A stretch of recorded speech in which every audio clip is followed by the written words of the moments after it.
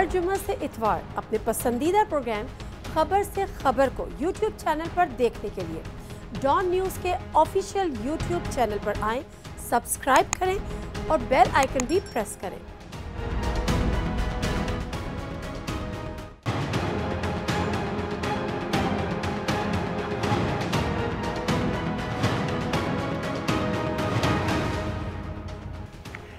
नाज़रीन, प्रोग्राम खबर से खबर पे नादिया मिर्ज़ा में खुश आमदीद।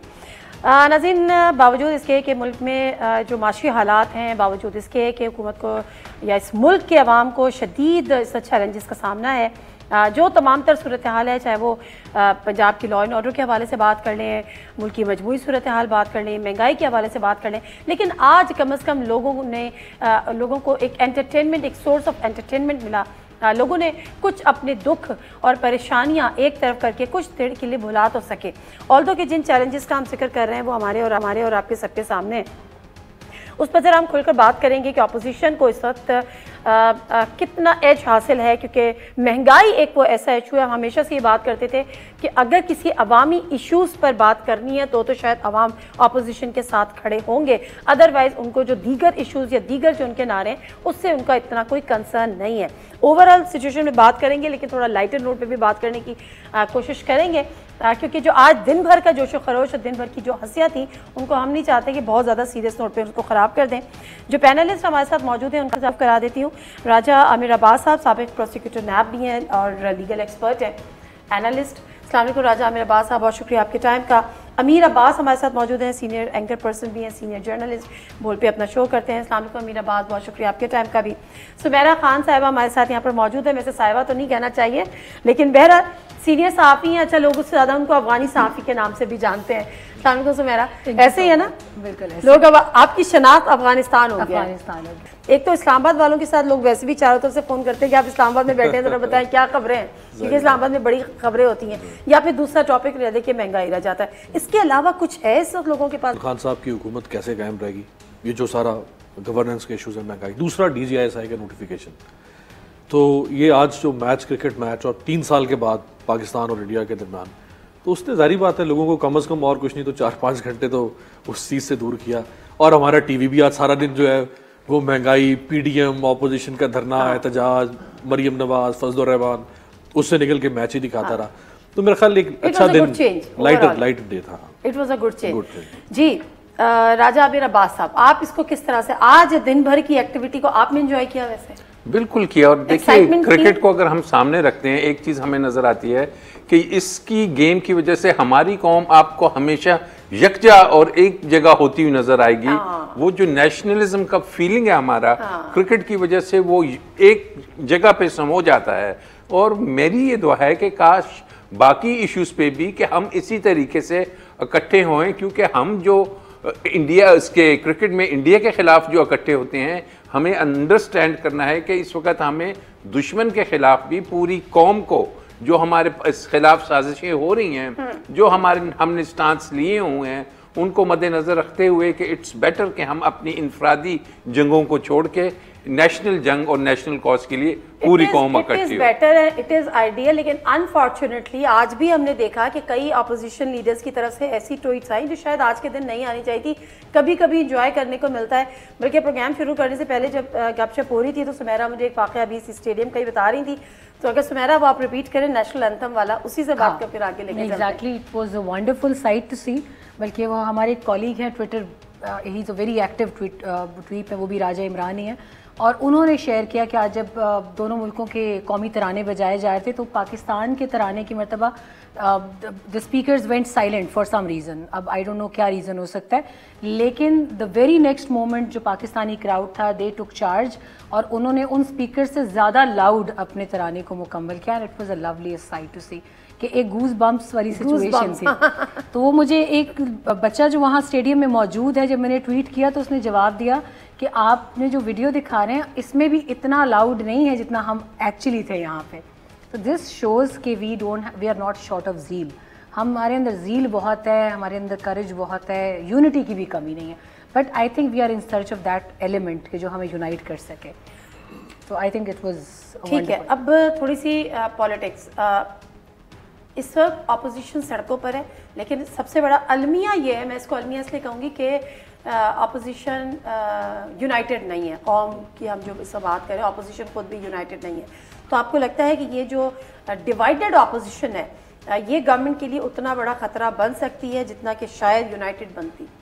मेरा ख्याल अगर ये डिवाइडेड ना भी होती तो ये खतरा नहीं बन सकती थी। आपने तो ऑपोजिशन की सारी उम्मीदों पे पानी की बाल्टी डाल दी है।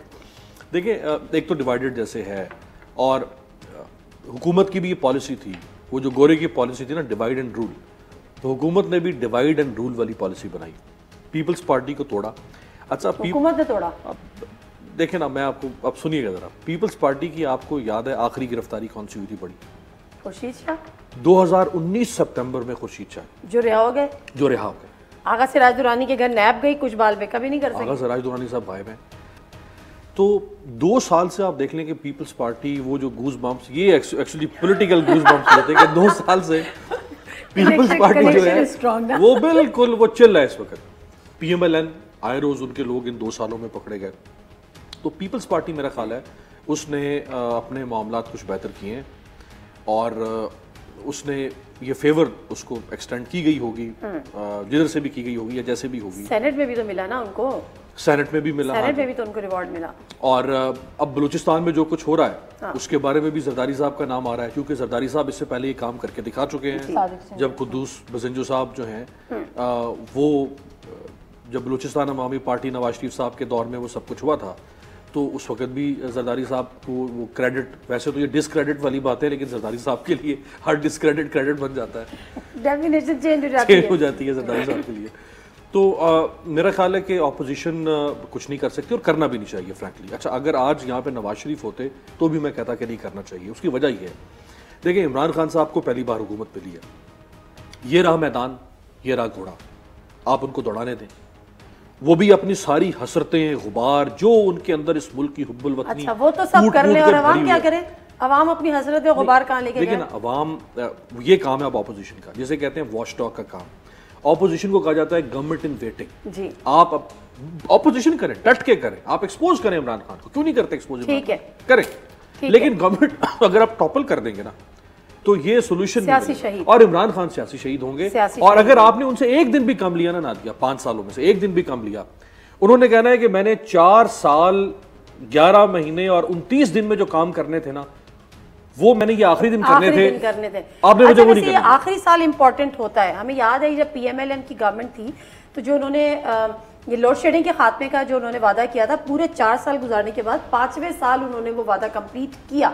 तो ये जो डिवाइड एंड रूल वाली जो बात कर रहे हैं, इसमें कोई शक नहीं कि पीपल्स पार्टी ने अपनी डील भी कर ली, पीपल्स पार्टी को कुछ ना कुछ गेन भी हो गया, लेकिन PMLN के जो बंदे थे वो इंटैक्ट रहे, ना वो बंदे टूटे और ना उन्होंने डील की, या उनको डील की ऑफर ही नहीं हुई। आपके पास क्या खबर है सवाल? देखिए, PMLN के बंदे बेशक नहीं टूटे, लेकिन PML खुद 2 धड़ों में तकसीम हो गई। ये बड़ा एक वाज़ेह फर्क नजर आ गया कि हमें नजर आया कि PMLN एक तरफ तो जारहाना पॉलिसी लेके मरियम नवाज शरीफ साहब और वो जो बयानियां लेके आए, उससे PMLN के बंदे तो शायद नहीं टूटे, PMLN को जो नुकसान हुआ उस बयानिया से मियाँ नवाज शरीफ के, कि जो कि उसने अदारों के खिलाफ किया, जो कि नाम लेके उसने और मरियम बीबी ने किया, इससे PMLN में जो 2 धड़े क्या बने, इससे पूरी की पूरी PMLN परेशान है इस वक्त। अब उस परेशानी में शहबाज शरीफ साहब बड़ी कोशिश करते हैं कि जी मैं अपोजिशन की तरफ से,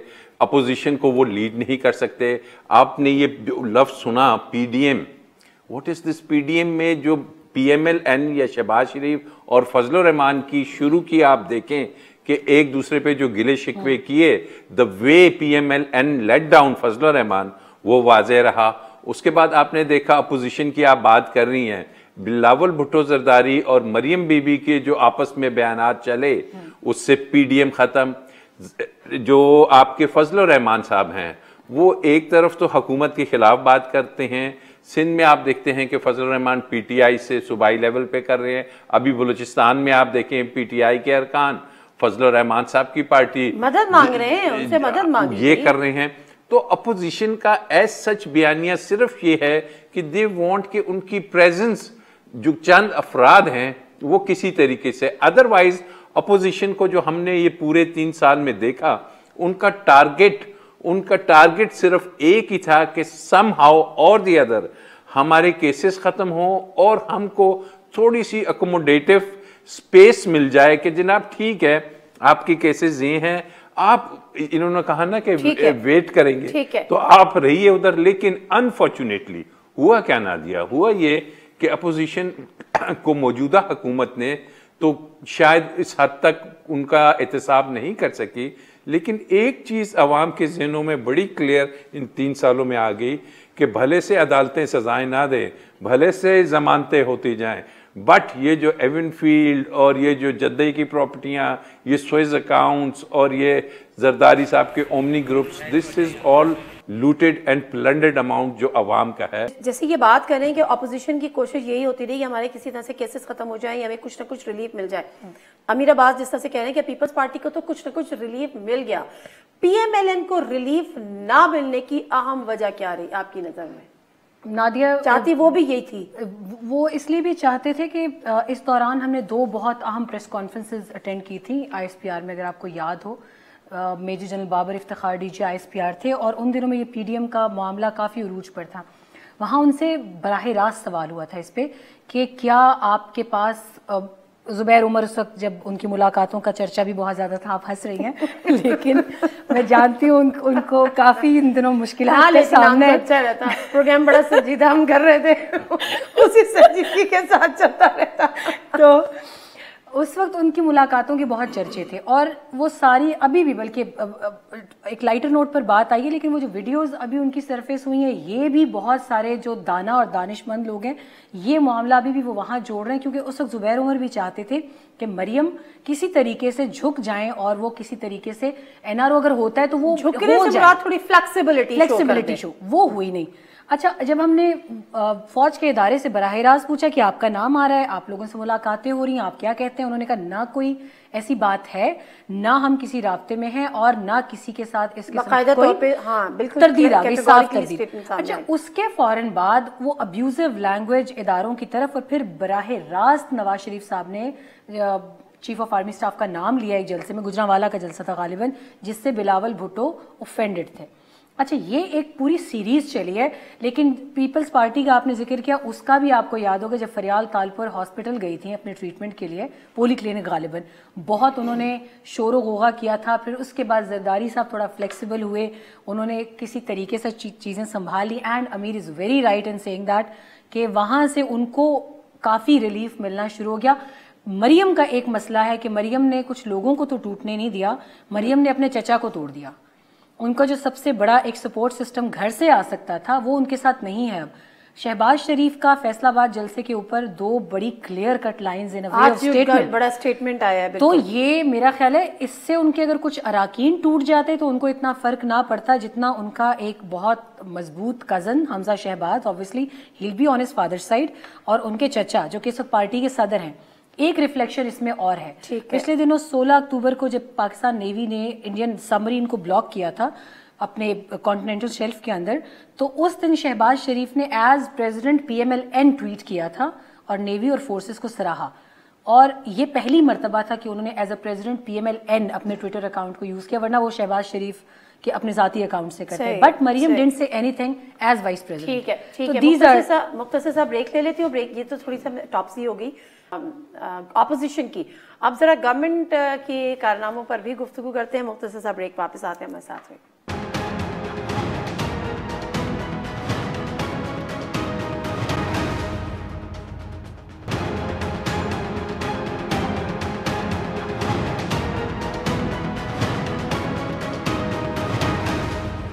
जी, प्रोग्राम में एक दफ़ा फिर आपको खुशामदीद कहते हैं और अमीर अब्बास से बात का आगाज़ करते हैं। अमीर अब्बास आज शो में कुछ डाउन लग रहे थे, तो मैं ब्रेक में उनसे पूछ रही थी कि आज आप डाउन क्यों हैं। तो इससे पहले कि वो कुछ कहते हैं, जो एक्सप्रेशन राजा अमीर अब्बास साहब के थे, जैसे उन्होंने कहा कि कुछ गला सही नहीं है तो आपको खांस और छींक के दिखाऊं? खांस और छींक के टेस्ट तो नहीं कराया ना आपने, उसके लिए तो नहीं गए हुए ना? वो मैं इनको अभी तक चाहता हूँ कि आपके साथ बैठे रहे। टेंशन, अच्छा चले, जब टेंशन का जिक्र आता है तो हुकूमत की बात कर लेते हैं। ये जो हुकूमत है, जो टेंशन इस दी हुई है, जो महंगाई का जो हाल है, गवर्नेंस का जो हाल है, मसला यहाँ पर क्या है? देखिए, हम हमेशा से ये बात करते हैं कि बंदा तो ईमानदार है जो ऊपर बैठा हुआ है, और यकीनन विल भी है, कौन नहीं चाहता कि उसकी हुकूमत अच्छी हो, इकोनॉमी बेहतर हो, फ्लोरिश करे, गवर्नेंस के मामला इशू, लेकिन प्रॉब्लम कहाँ पर आ रही है फिर? देखिए, वो जिसे कहते हैं ना कि पंजाबी में कहते हैं ना, मत मारी गई, किसी की मत मारी गई।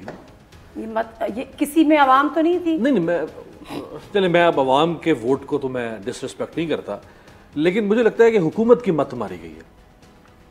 कुछ बड़े बड़े काम थे इमरान खान साहब के, मैं समझता हूँ कि चले हम आपको शक का फ़ायदा देते हैं। इकॉनमी है, मुश्किल सब्जेक्ट है, टेक्निकल काम है, इसमें आपके आलमी इदारे भी इन्वॉल्व हैं, माजी का भी कुछ बैगेज है, लेकिन बहुत सारे ऐसे काम थे जो आप कर सकते थे, आपने नहीं किए, जिसके लिए ना IMF का पैसा चाहिए था, जिसके लिए ना 2/3 मेजॉरिटी चाहिए थी, जिसके लिए विल चाहिए थी, और ना कोई एक्सपीरियंस टीम चाहिए, था। देखिए ना, अब तो नादिया पूरी दुनिया के अंदर अब तो गवर्नेंस जो है वो तो सेट टेम्पलेट्स हैं।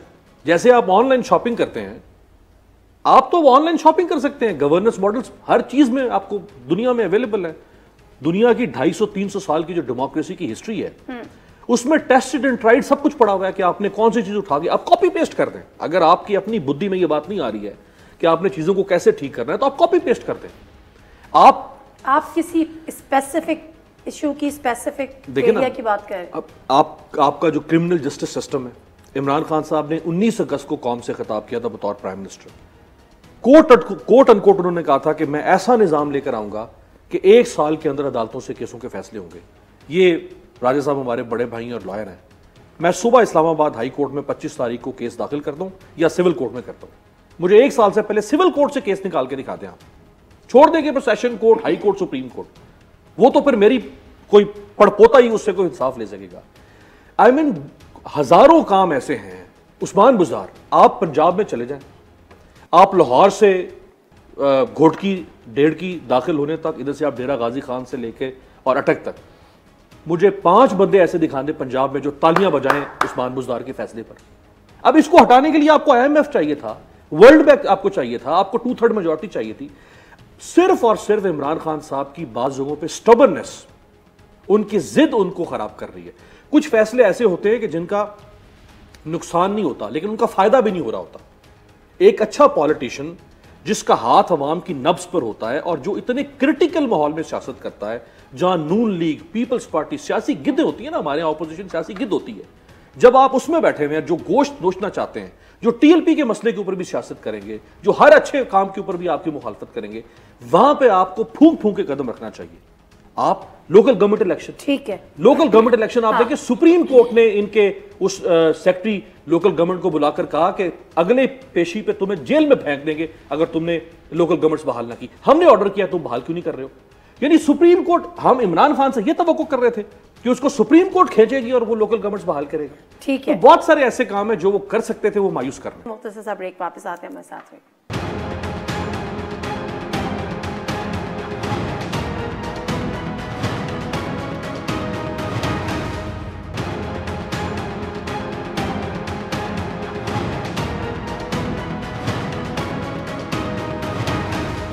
इसी को लेकर मैं आपके पास चली जाती हूँ और आपसे मैं कहती हूँ कि जरा तबसरा कर दीजिए हुकूमत के 3 साल 3.5 साल पर कितना अग्री करते हैं मीर अब्बास से? हाँ, मीर अब्बास ने कहा, फिर आपने कहा कि जी बंदा तो ईमानदार है। अब इसका इशू ये है कि बंदा तो वो ईमानदार है, वो जो सामने हैं सारे वो इतने ज़्यादा बेईमान हैं, वो इतने ज़्यादा केसेस में इन्वॉल्व हैं, वो अपोजिशन के मेजॉरिटी या आप उनकी हाई लीडरशिप ले लें कि इसका जिनके साथ टाकरा हो रहा है उसमें एक तरफ हमें वो पॉलिटिशियंस नज़र आते हैं, एक तरफ हमें वो माफियाज नज़र आते हैं कि जिन्होंने 20 से 30 साल में यहाँ पे अपनी रूट्स, अपने पंजे गाड़े हुए हैं। फिर हमें सामने वो नज़र आती है ब्यूरोक्रेसी कि जिसको इस अंदाज में पाला और ट्रेनिंग दी गई है कि वो अवाम की सर्वेंट नहीं, वो चंद फैमिलीज़ की, चंद मिनिस्टर्स की, चंद MNAs की सर्वेंट है। फिर इसका मुकाबला उन जो अदारों के हेड्स हैं जिनके बारे में सुप्रीम कोर्ट कहती थी कि जनाब अदारों के जो हेड्स हुकूमतें लगा रही हैं ये वो क्रोनीज हैं कि जो फैसिलिटेट करते हैं, जो अपने अदारों को ऊपर ले जाने की बजाय इनके गुलाम बने होते हैं। अब ये वो तमाम चीज़ें हैं नादिया कि जिससे इमरान खान ने लड़ना था। उसको प्रॉब्लम क्या हुई, उसका ख्याल था कि शायद I will wake up one fine morning और कोई स्विच लगा होगा, कोई बटन लगा होगा, या मेरे ये 20-30 आदमी जो से हैं ये इतने कैपेबल हैं कि इस तमाम चीज़ों को सही कर देंगे। रूल ऑफ लॉ की बात वो करते हैं। आज वर्ल्ड इंडेक्स में जो आया 3 रोज पहले, you stand at 130th number rule of law. And now what is rule of law? हम समझते हैं रूल ऑफ लॉ सिर्फ यही है कि नवाज शरीफ को सजा हो गई, this is rule of law. No, rule of law होता है कि जहां कानून की, जहां पॉलिसी की, जहां आइन की बालादस्ती होती है, जहां रूल ऑफ लॉ होगा कि आपकी अपॉइंटमेंट्स मेरिट पे होंगे, जहां रूल ऑफ लॉ होगा कि आपके मुल्क में लॉ एंड ऑर्डर की क्या सिचुएशन है, और अगर कोई ऐसी सिचुएशन बनती है, जस्टिस को साइड पे रखिए कि ऐसी सिचुएशन में क्या आपके पास ऐसे ऑफिसर्स वहां पे तैनात हैं कि वो रूल ऑफ लॉ को बरकरार रखें। रूल ऑफ लॉ क्या होता है कि जी माशरे में अगर मैं या अमीर अब्बास मेरिट पे हैं तो इन्हें अगर कहीं एडजस्ट नहीं किया जाता या इनके साथ ज्यादती होती है, this is against the rule of law. तो हमारे ये जो डिफरेंट चैप्टर्स हैं रूल्स ऑफ लॉ के, इस पे तवज्जो देनी थी, इन्होंने रिफॉर्म्स लानी थी, लेकिन unfortunately the team he selected कि जिन्होंने रिफॉर्म्स लानी थी उसमें मेजॉरिटी वही लोग थे कि जो इस तबाही का इन इंस्टीट्यूशंस को खराब करने का वो हिस्सा रहे। और नंबर 2 ये जो बात कर रहे हैं कि हमारे मुल्क में जो पब्लिक ऑफिस होल्डर्स हैं, ये जो मेजॉरिटी है, उनको सूट क्या करता है? चेंज नहीं, तब्दीली नहीं, स्टेटस को उनको सूट करता है। तो it's a war he has started playing. मेरा कंसर्न इसलिए कि जब हम ये कहते हैं कि हाँ ऊपर बंदा ईमानदार है या ऊपर उनके पास विल भी है, लेकिन आपको भी इससे मेरा याद होगा, और इलेक्शन से पहले जब मैंने भी एक दफ़ा खान साहब का इंटरव्यू किया दूसरे चैनल से, तो जब उन दिनों बड़े इलेक्टेबल्स ले रहे थे ना ये हर जगह से दूसरी पार्टीज के लोग ये वो, और जब इनसे सवाल किया जाता था, I put the same question कि जी आप जो इलेक्टेबल्स ले रहे हैं मुख्तलिफ पार्टीज से, तो आपने तो एक ऐसे साफ सुथरे लोगों की जमात बना दी। तो हमेशा से खान साहब ये कहते थे कि ऊपर बंदा अगर ईमानदार होगा तो नीचे कोई कुछ नहीं कर पाएगा, लेकिन वो चीज़ नहीं हो सकी। तो ये कैलकुलेशन गलत हो गई खान साहब से, गलत लोग उन्होंने ले लिए, क्या हुआ उनके साथ? नादिया, मुझे ये लगता है कि शायद दोनों सूरत हाल में खान साहब कुछ बेबस से नज़र आते हैं मुझे। अभी पिछले दिनों एक इनफॉर्मल सी मुलाकात हमारी हुई थी डिजिटल इन्फ्लुएंसर्स की जहांगीर तरीन के साथ। उनसे हमने पूछा इस बात पे कि इलेक्टेबल्स और इनके ऊपर तो एक बड़ी बहस रही है, और इमरान खान इसके ऊपर प्रिंसिपली लड़े हैं बहुत ज़्यादा कि इलेक्टेबल्स या पुराने चेहरे रिपीट नहीं होंगे, करप्ट चेहरे रिपीट नहीं होंगे, मगर उनमें से बहुत सारे अभी भी उनके दाएं बाएं हैं। और इकॉनमी की भी आपने बात की है, इकॉनमी के मामला भी संभालने के लिए वही हफीज़ शेख जो पिछली तमाम तर मुतनाज़ा हुकूमतों में आए हैं, शौकत तरीन रहे हैं, वो भी आज उनके साथ बैठे हैं। इस पर उन्होंने कहा, वो मानते हैं एक बात कि हाँ वो काफ़ी अरसे तक अड़े रहे हैं इस बात पे, लेकिन केपी में उनकी जो केस स्टडी थी गवर्नमेंट की, वहाँ वो ये समझ चुके थे कि इलेक्टेबल्स के बगैर गवर्नमेंट का बेसिक स्ट्रक्चर जो है वो नहीं होता।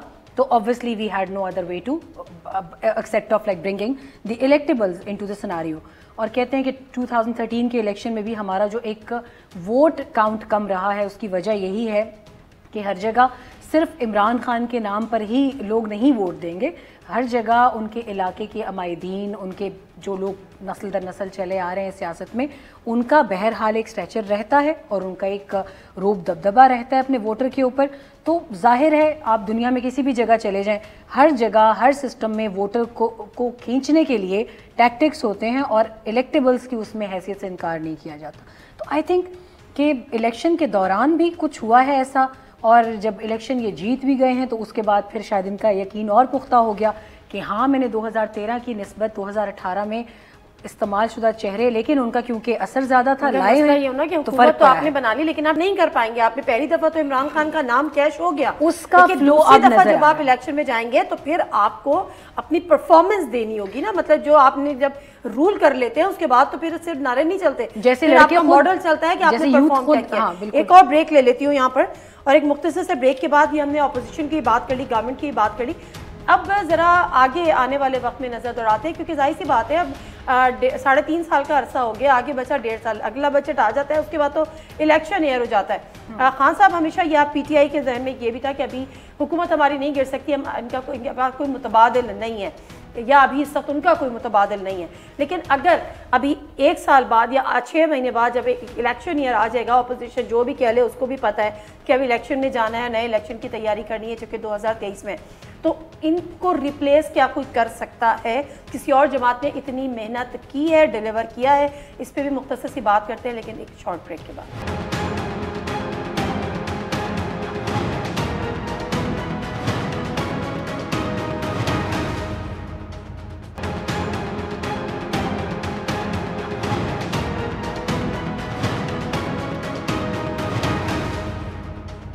एक दफ़ा फिर आपको खुशामदीद कहते हैं और ज़रा अब आने वाले कल के हवाले से बात कर लेते हैं कि आने वाला कल किस सियासी पार्टी के लिए बेहतर होगा।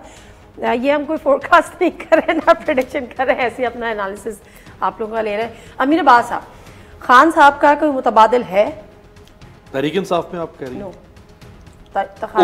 पार्टी के अलावा? हमेशा से ये बात होती है ना, खान साहब को ये जोम है कि जी कोई मुतबादिल नहीं है तो मैंने हुकूमत करनी है, आराम से 5 साल निकालने। देखिए, जो पहले ब्रेक से पहले सुमेरा भी बात कर रही थी, इमरान खान साहब 2013 से पहले, 18 से पहले इनफैक्ट, बल्कि 13 से भी पहले, चूंकि 13 में ही वो मेजर इलेक्शन उन्होंने कंटेस्ट किया, उनके पास जो सबसे अहम सेलेबल पॉइंट था ना अपने लिए, जब वो अपने आप को कौम के सामने रखते थे और उसमें लॉजिक थी, वो पॉइंट ये था कि नून लीग और पीपल्स पार्टी बार बार बारियां ले चुके हैं, they are tested and tried, इनके ऊपर कौम का एतमाद नहीं करना चाहिए। मैं चूंकि बिल्कुल एक वर्जिन ब्यूटी की तनु और मुझे कौम आजमाए मौका दे, और ये फेयर है ना, बिल्कुल ठीक आर्गुमेंट। 2 पार्टी सिस्टम से निकल के खैबर पख्तूनख्वा में उनकी दूसरी बारी है, अब वो बारियां लेने वालों में शामिल हैं और पंजाब में और मरकज में भी वो एक बारी ले चुके हैं। तो अब वो ये नहीं कह सकते कि उनकी बारियां थी और मेरी बारी नहीं, अब वो बारियों वालों में शामिल हो चुके हुए, अब वो उनको लोगों ने आजमा लिया, देख लिया। लेकिन लेकिन लेकिन अमीर बात, वो जो बारियां आप कह रहे हैं ना, वो तो वो वाला उस कॉन्टेक्स्ट में होता था कि साडी बारी थे, तो बारी थे, साडी बारी। जो फ्रेंडली ऑपोजिशन हमने देखी 2008 के इलेक्शन के बाद कि अभी आप ले लें, फिर हम ले लेंगे, फिर आप हमें टफ टाइम नहीं दीजिएगा, हम आपको मतलब नहीं, वो तो 8 के बाद शुरू हुआ था ना, 88 से लेकर 99 तक तो ये खुश के नहीं, 2008 से उसमें उन दोनों पार्टीज के पास भी एक पॉइंट था बेचने के लिए एस्टैब्लिशमेंट का, कि हम दोनों की एस्टैब्लिशमेंट से नहीं लगती। अब इमरान खान साहब भी अमीर की कंटिन्यूटी में मैं कहूँगी कि रिसेंटली जो स्पैट चल रहा है, you can see that between him and establishment, ये उस तरह भी अब उस लाइन में आ चुके हैं, यू लाइक इट और नॉट, ठीक है, दोनों अतराफ से डबल जेपीडी। तो वो जो सबसे बड़ी चीज उन्होंने फ्रेम अपने की, वो उनके पास अब बाकी नहीं रहा, ठीक है। अब उनके पास ये भी नहीं कह सकते कि बंदा ईमानदार होना चाहिए, क्योंकि उसके ऊपर हम ऑलरेडी ये डिस्कस कर चुके हैं कि बंदा ईमानदार हो, नीचे सारे 2 नंबर हो, कन टूटे हो, बुरे हो, मैं इनकी बात नहीं कर रहा, ओवरऑल बात कर रहा हूँ, तो बंदा ईमानदार नहीं चल सकता है। एहतियात से काम लिया आपने? हाँ, मैं तो प्रिंसिपल की बात करूँ ना, कि कोई भी हो। वैसे आज हमारी टीम ने खेला है, कैप्टन अच्छा होता, टीम फारिग होती सारी, तो फारिग थे ना, ठुस हो गए। तो ये भी पॉइंट सेलेबल नहीं है। फिर गवर्नेंस रह जाएगी उनके पास, और गवर्नेंस तो वैसे ही सेलेबल नहीं है उनके पास। मेरा नहीं कहा, आप कल इलेक्शन करवा लें 26 तारीख को, 25 तारीख को, और सबको कह देंगे वो बीच में ना आए, कोई बीच में ना आए इलेक्शन में, समझ रही है ना, हालात भी ये बता रहे हैं वैसे। कोई बीच में ना आए, सही। आप इलेक्शन करवाएं, ये रहा मैदान, ये रहा घोड़ा, फिर हम देखते हैं कि इमरान खान साहब कैसे सोलो फ्लाइट करके हुकूमत बनाएंगे।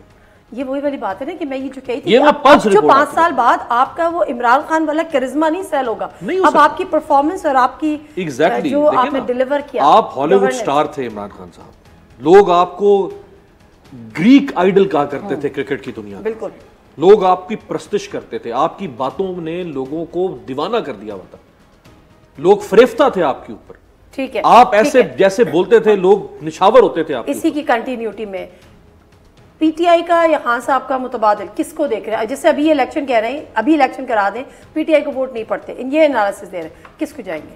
देखिए, पीटीआई को वोट नहीं पड़ते, इट्स टू अर्ली टू से दिस। अच्छा, वोट पड़ेंगे, मैं गमन सिनेरियो की बात करें कि इसका जो हालात है, चाहे हम कोई वो नहीं कर रहे। अब आप इमरान खान के पास 1.5 से 2 साल अभी भी हैं। इमरान खान कहा करते थे कि मैं अगला इलेक्शन नहीं, अगली जनरेशन देख रहा हूँ। अगली जनरेशन अगर वो देख रहे हैं, अगला पाकिस्तान का मुस्तकबिल देख रहे हैं, तो दिस इज़ हाई टाइम कि इस 1.5-2 साल में वो कुछ ऐसा करके दिखाएं कि वाकई ही ये कौम याद रखे कि वो अगले इलेक्शंस और इलेक्टेबल्स नहीं देख रहे, वो कुछ ऐसे डिसीजंस ले रहे हैं कि जो इस मुल्क और कौम को फ़ायदा देंगे। नंबर 2 इम्पॉर्टेंट चीज़ है कि उनकी गवर्नेंस में देयर इज़ नो डाउट कि उसमें लूप होल्स हैं, लेकिन अगर हम उसको कंपेयर करते हैं कि जी पुरानी कोई शहबाज शरीफ की वो लॉन्ग बूट और हैट वाली गवर्नेंस को अगर हम समझते हैं कि वो आइडियल गवर्नेंस थी, ये उसी गवर्नेंस का नतीजा कि पंजाब कि कितने अरबों का कर्जा पंजाब हुकूमत पाकिस्तान पंजाब पे आ गया था। असल में उन्होंने 2 चीज़ों पे फोकस करना है।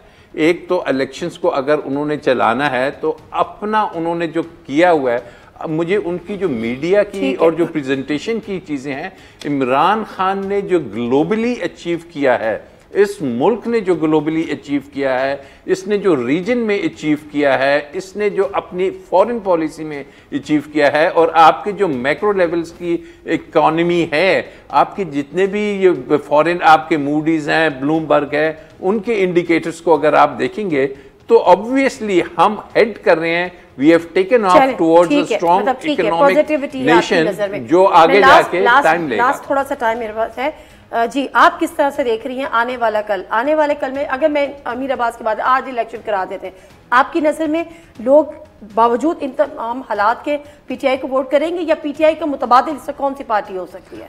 नादिया, मैंने आपको 2 इंडिकेटर्स बता दिए कि पहले ये क्यों फ़र्क थे बाकी 2 गवर्नमेंट्स के साथ। अब डबल जैपर्डी है। अब इन्होंने जाते जाते इनका एक स्पैट भी चल पड़ा। फिर इसके अलावा बाकी जिन मामलात पे हम अक्सर पीपल्स पार्टी या नून लीग को लताड़ते थे, उस मामले में महंगाई का सबसे बड़ा इंडिकेटर है।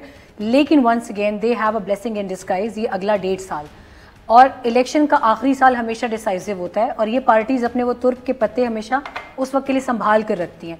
जैसे मियां नवाज शरीफ ने बिजली की लोड शेडिंग खत्म कर दी थी मुल्क से, no doubt it was a splendid step, और उसको आज तक लोग मानते हैं। इस 1.5 साल में अगले 1.5 साल अगर महंगाई पर भी काबू पा लेते हैं तो I think people will go. Basically महंगाई पे काबू नहीं पाया जा सकता क्योंकि महंगाई कम नहीं हो सकती। हाँ, आपने इनकम को इक्वल करना है, इनकम इक्वल कर लिया, कुछ मेजर्स ताकि उसको वो मैच कर ले। थैंक यू वेरी मच, बहुत शुक्रिया आप तमाम गेस्ट का। और इसी एंड के साथ कि अगला 1.5 साल कुछ अच्छा हो जाए और सिर्फ इतनी सी एक छोटी सी मासूमाना ख्वाहिश कि आवाम को कुछ रिलीफ मिल जाए, तो मेरा ख्याल है कि हालात कुछ बेहतर हो जाएंगे। नादिम मिर्ज़ा को प्रोग्राम से इजाज़त दीजिए। अल्लाह हाफ़िज़।